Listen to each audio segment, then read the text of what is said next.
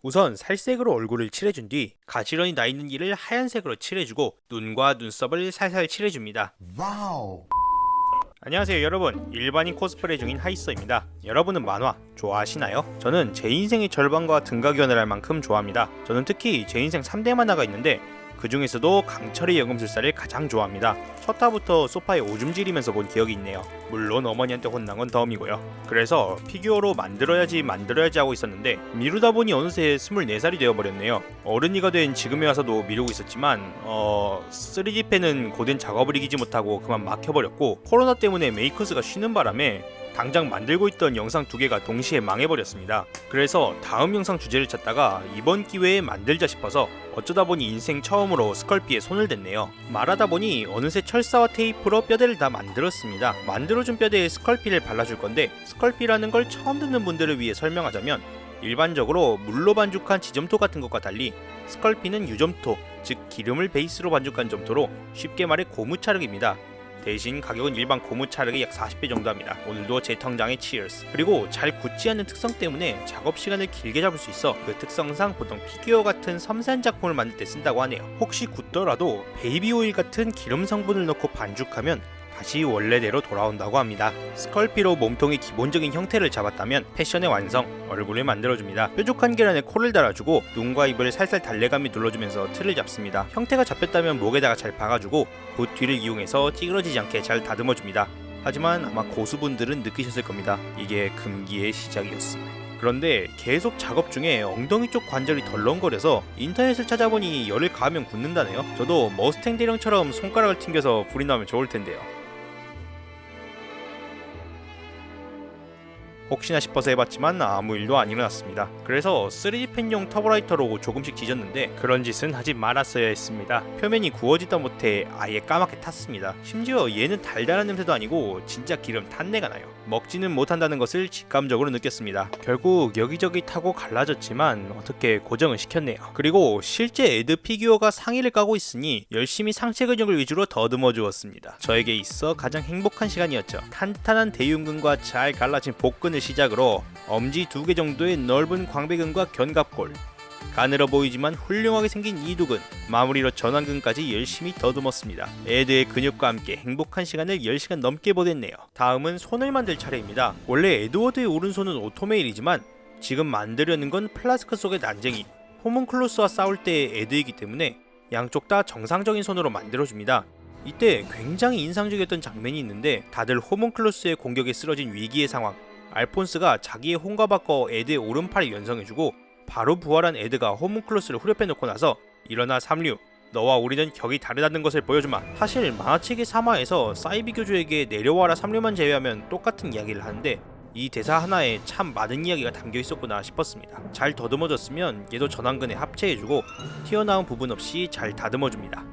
전체적으로 몸은 완성되었으니 바지를 입혀줍니다. 다른 세계에 살고 있는 에드형이 아니니까요. 가죽으로 보이는 두꺼운 부츠와 양말을 만들어주고 청바지 특유의 두꺼운 주름을 표현했습니다. 주름 표현은 지우개똥처럼 스컬피를 살살 늘려서 바지에 갖다 붙이고 붓으로 살살 밀어주면 되는 것 같네요. 굉장히 쉬운 작업이지만 저것만 3시간 동안 하면 왜 이런 걸 입어가지고 그냥 슈퍼맨처럼 주름 없는 스판 팬티나 입지 하는 생각이 듭니다.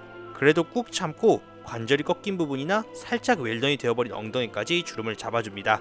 다음은 벨트와 버클 등등 세부 표현을 해줍니다. 벨트는 스컬피를 얇게 밀어서 허리 한 바퀴 둘러주고 다시 지우개똥을 가져와서 모양을 잡아줍니다. 그러고 나면 노란 딱지를 피할 수 있게 됩니다. 마지막으로 부츠에 철장식을 달아주고 칼 손잡이를 이용해 청바지 특유의 거친 질감을 새겨줍니다. 여기서 저는 잠시 고민에 빠졌습니다. 라이터로 지지면 분명 또 탈 게 분명하고 그렇다고 안 굳히면 작업에 방해될 게 뻔했습니다. 결국 저는 더 이상 라이터를 버티다 못해 열풍기를 사버렸습니다. 라이터로는 겁만 타고 속이 안 익더라고요. 그래서 나중에 이걸로 요리도 해먹을 겸 그냥 2만원 주고 사왔습니다. 잘 구워졌으면 줄로 겉면을 조금 정리해주고 이제 비싼 아크릴 물감을 들고 와서 색칠을 합니다. 원래 서페이스를 칠하고 발라야 하지만 코로나 때문에 어디 나가기가 애매해서 그냥 발랐습니다. 우선 청바지부터 칠했는데 지금 생각하면 멍청한 게 튀어나간 게 불편하지만 나중에 덮으면 된다고 생각해 그냥 작업을 했지만 지금 생각하면 마스킹이라는 아주 효율적인 작업 방법이 있었는데 대체 왜 그랬을까요?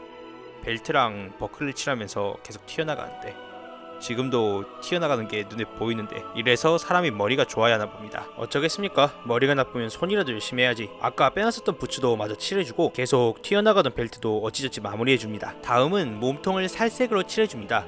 그런데 살색은 종류가 다양해 생각을 좀 해보니 극중 배경이 아메스트리스라는 가상의 나라이긴 하지만 극장판 기준으로 설정상 독일 언저리의 나라인 듯하니 피부톤이 좀 밝아야 할 것 같았습니다. 그래서 평소보다 흰색의 비율을 높여서 칠했는데 칠하다 보니 옆에 있던 주황색이 점점 섞여 들어가더니 살색을 넘어 인간의 틀에서 벗어나는 것 같아 흰색을 더 넣어서 다시 뽀얗게 만들어 주었습니다. 탄 자국이 안 보이니 이제 좀 편하네요.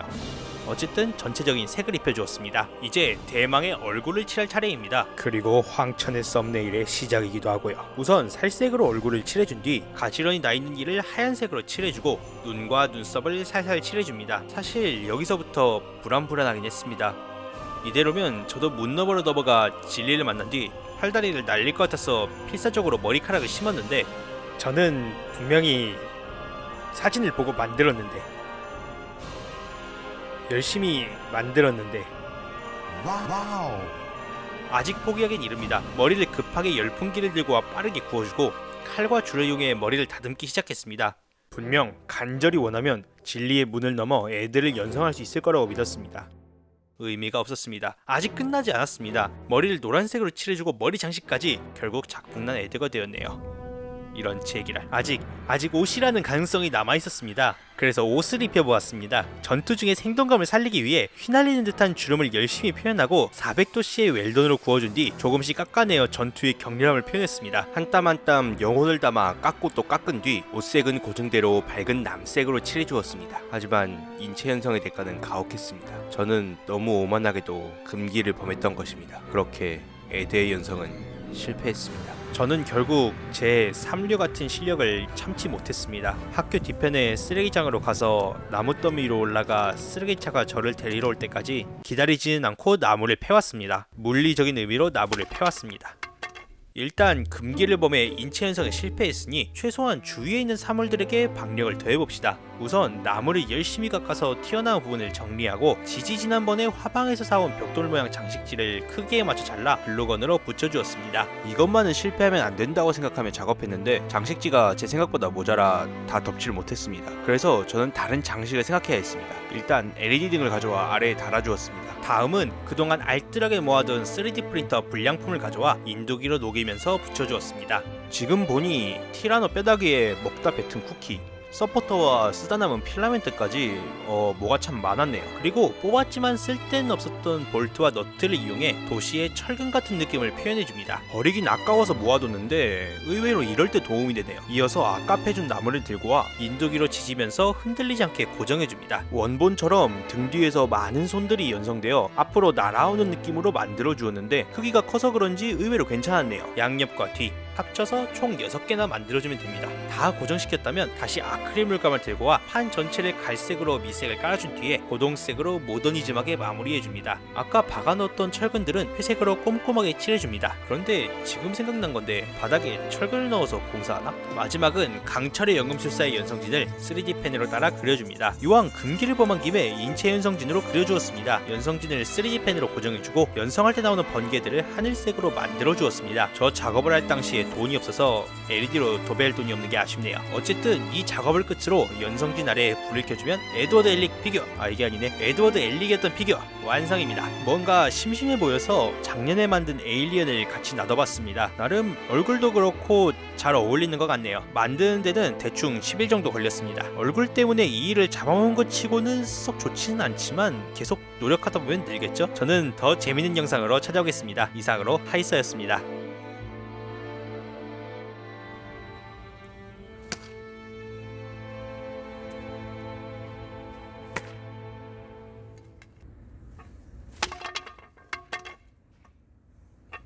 단단하네. 아우 씨, 더 이따가 부러지겠네.